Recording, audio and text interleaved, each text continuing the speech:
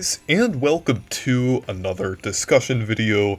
And last year I made a video called How Nintendo Could Improve in 2021, and I basically mentioned a lot of their problems in 2020, and those were like Joy-Con drift, and like their problems with the esports community and everything. And basically, this time I'm gonna talk about things that they've been going through this year and problems that they've been going through in 2021 and how they could possibly fix them in 2022. And before that, I want to touch on a couple things that they fixed from last year that I mentioned in that video. And basically, this year they fixed like the Nintendo Direct problem. They're doing Directs again, obviously. And one thing that I didn't get right that I'm gonna mention later in the video is fixing Joy-Con drift and actually caring about game preservation and like re-releasing old games. And one thing that they did fix, again, was actually providing for the esports community, because they did that collaboration with Panda Global where they did like a Smash Ultimate and Melee tournament, like an official one and everything. And that's definitely a step in the right direction. Definitely not perfect, but it's still good that they're improving the esports community and everything, improving their relations with that, and releasing more games is another thing that I said, but that's probably due to the pandemic and everything. That's probably an improvement from that. But now I'm gonna go into some of my things that Nintendo could possibly fix in 2022, because they've had some problems this year. And the first one is ditching the fix-it-later approach, and actually including more content in games at launch. And with Mario Golf Super Rush, the fix-it-later approach was a big problem, because the games, like in that game, the courses that were in the game at launch were pretty bland, and honestly, it was just okay at launch. There just really was a huge lack of content, and it felt severely lacking, and there was a lot of modes missing too. But it wasn't until November, until they actually finished the game, added in new modes like ranked mode, and then there's also, I think there's like a target mode, I forgot what it's called, but they added those modes after launch. They added really cool stages after launch, like New Donk City and All-Star Summit, Shelltop Sanctuary, Blustery Basin, and there's like another one, I think like another like desert themed one. But overall, those courses were much better than the ones that were at launch. Not all of them, but I would say most of them, especially like New Donk City or All-Star Summit. And they also added a lot of characters after launch too, and I feel like they should definitely ditch this strategy and or approach, because it feels like it's really making games suffer, because like people won't really keep playing the game even if they're adding things after launch. Like, I'm pretty sure Nintendo or their other subsidiaries or companies that they're working with, any of the companies developing the games, I'm pretty sure their motive is to get people playing the games again when they update them. And that's not really working, because when people play the game with content that's lacking at launch, they usually just drop the game pretty quickly, and whenever an update's added, they usually only play it for a couple games and drop it again. It's not really a consistent player base. It doesn't really keep people playing consistently. It only keeps people playing for like a couple days after they update the game and everything. So this is eventually going to lead to games suffering from it, like Mario Golf definitely suffered from it. And I feel like the sales of a lot of games are going to suffer, because people aren't going to buy a lacking game at launch in hopes for like content being added later. Like, people just want the whole package there, and it's nice if we get like updates. Like Super Mario Maker 2, that was nice that we got updates on top of a full game. Animal Crossing, I would say there was enough content, but it did feel a bit lacking. But I feel like it was kind of on that threshold where it kind of felt like there was enough content, even though it was kind of lacking. But people bought that game for a lot of other reasons, because it was the beginning of the pandemic, and it was a pretty high quality game, despite feeling slightly lacking. I mean, it is one of my favorite games of all time, and even though it was lacking content at launch, it's still a great game. But I hope other games don't do this in the future. I'm a little worried for Splatoon 3 about doing this, but overall that game looks like it's probably going to have a good amount of content in it with its focus on the story mode and everything, along with like a decent amount of content online, so I'm hopeful for that game. So the next problem that we're going to get into that Nintendo should hopefully fix is make more original games rather than just ports or Wii U ports. I feel like this is not too much of a problem now because a lot of the time Nintendo is kind of just running out of Wii U ports. I feel like definitely this year there really wasn't many Wii U ports, and the Wii U ports that we did have, like 3D World plus Bowser's Fury, were high quality, and it felt like there was a lot of effort put into it, and there was a lot of content added, like Bowser's Fury and everything. So at least that felt like a completely new experience, and it was worth it for people who had 3D World on Wii U. I'm kind of glad that there really isn't many games left to port from the Wii U. This is kind of a problem that's already really being fixed, but I just wanted to mention it in case Nintendo pulls out like a bunch of really weird Wii U games that they haven't put on Switch yet, like maybe like let's say Xenoblade X. Actually, that's a good game. So I guess that's good, but it really shouldn't replace another Xenoblade game. I feel like Xenoblade X would have been cool, like maybe in like a collection, or maybe like just a cheaper release, like let's say like $40, just like for something being added on Switch, not really a replacement for a full title, but it would be really nice to see that game on Switch. But games like Star Fox Zero or Paper Mario Color Splash, really mediocre games, I'm kind of worried that Nintendo just doesn't pull those games out of nowhere and somehow puts them on Switch. They probably, I'm not sure about like Star Fox, but I'm not sure if like Paper Mario Color Splash would really do that well when Origami King is widely received as being much better than Color Splash, so I'm not sure how Color Splash would do if it was put on Switch. But overall, I'm glad Nintendo is kind of starting to put more original games on the Switch rather than just ports. And another thing that's kind of related to that is actually reasonably pricing remakes and remasters at around $40 or $50 like their smaller titles, and I'm really referring to things like Skyward Sword HD and Pokemon Brilliant Diamond and Shining Pearl. And I know Brilliant Diamond and Shining Pearl is kind of a part of that yearly Pokemon release thing, but looking at the quality of the game overall, I mean, I'm not saying that it's a bad game, but I'm just saying it really doesn't look high quality. It really looks like it was rushed and kind of thrown together, and it really doesn't look like something that should be sold for $60. On other consoles, it would probably be like $30.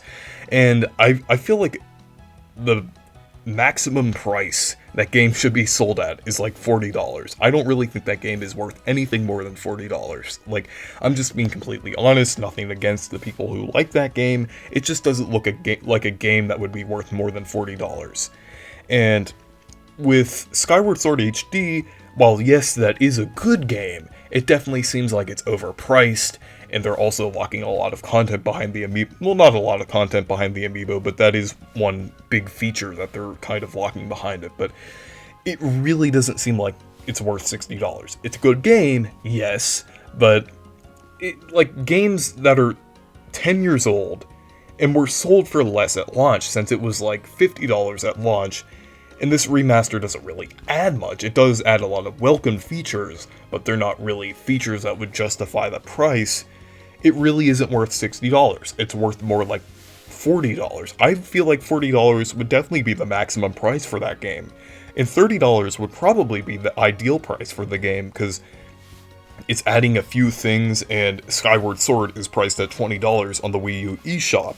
So I would say $30 is probably the ideal price for that game, and Nintendo just went ahead and replaced it with like a full $60 title and basically treated it as a new release and everything, even though it was a 10-year-old game that didn't have much added to it, and they were just selling it for $60. And I really hope Nintendo doesn't continue with that, because there's a possibility that next year they could do the same thing with a Wii game, or I mean, I wouldn't have as much as a problem if they did it like with a GameCube game, because I mean, GameCube games aren't really widely released. Like, let's say if they do like The Thousand Year Door or Metroid Prime, I mean, it would be definitely disappointing if they would just release the game with no changes for $60. That it would be slightly better than a Wii game because GameCube games are a little more valuable, but it would be nice to see them actually charged at a reasonable price, like $40, kind of like their smaller titles like Captain Toad Treasure Tracker, Game Builder Garage.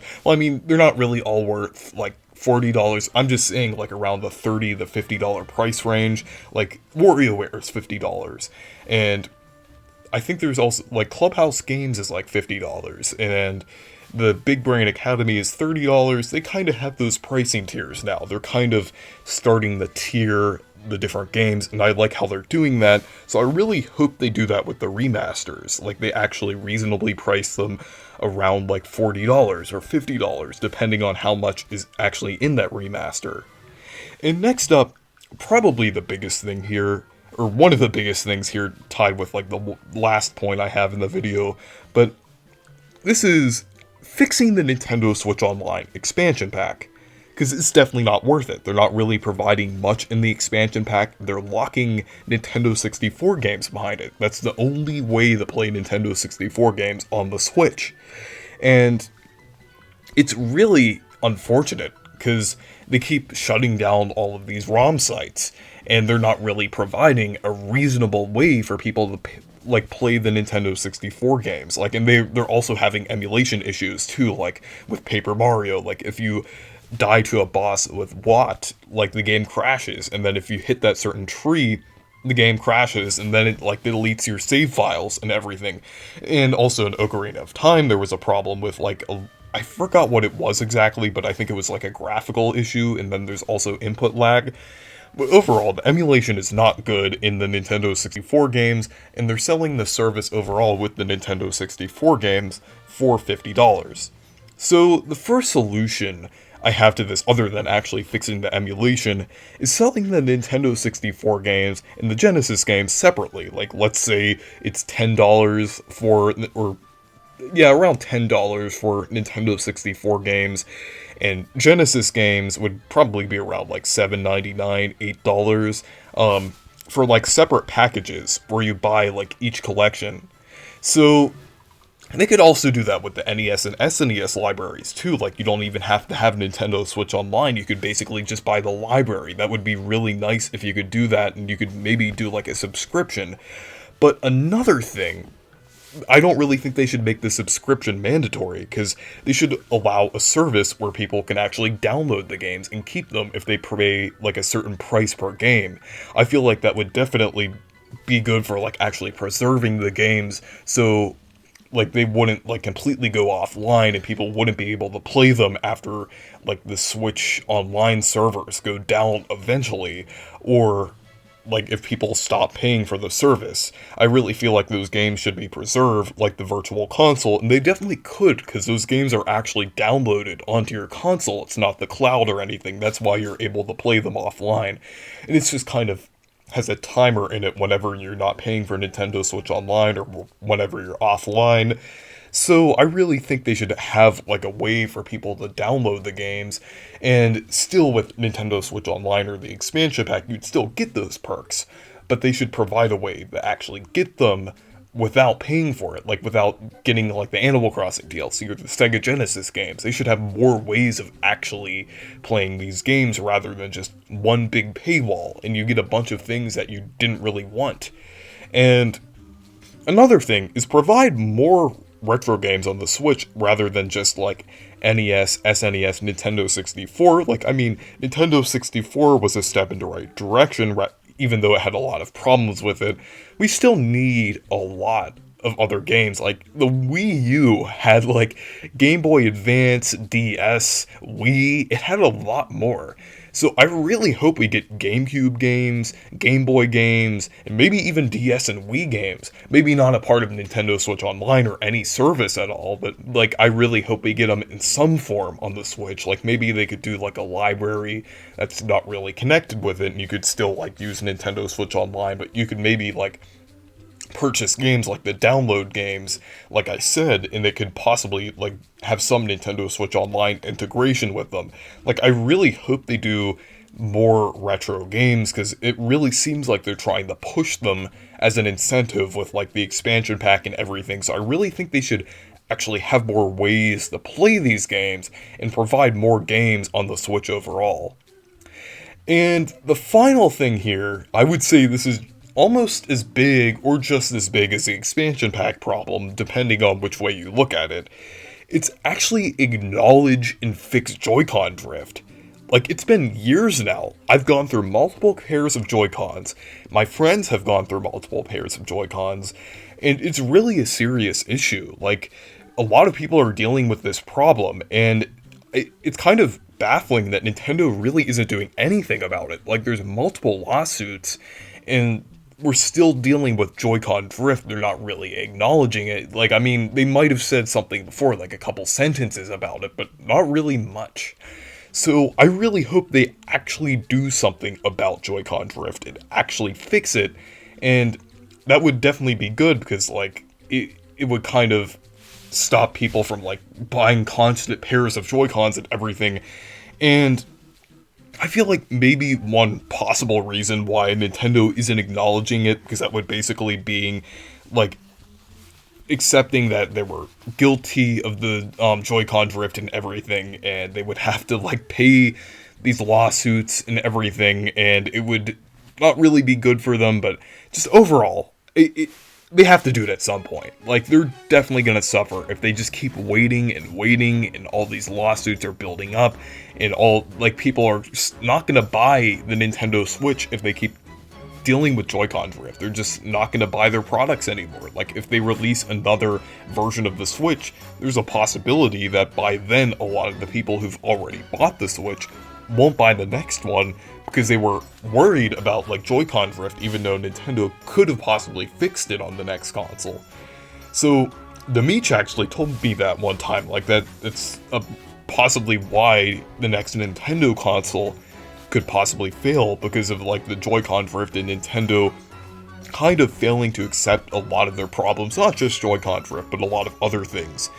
So, one thing that the president of Nintendo said, Furukawa, he said that they're kind of concerned about them not always being at the top, not always getting all of this revenue and everything from the Nintendo Switch.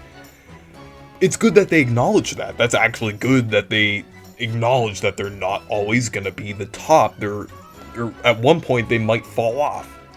So, with that knowledge, they could actually look at the problems of the Nintendo Switch and try to be successful, like acknowledge and fix Joy-Con drift, fix Nintendo Switch Online expansion pack, and reasonably priced games, because not everyone is really gonna keep paying for a lot of this unreasonable, like, prices. Like, not everyone is gonna keep buying Joy-Cons or paying for the expansion pack. A lot of people probably aren't gonna buy the expansion pack. So there's definitely hope that Nintendo will improve in the future. So, anyways, thank you guys for watching this video. Make sure to leave a like and subscribe for more. And make sure to check out my Discord server and Twitter if you want to. Goodbye.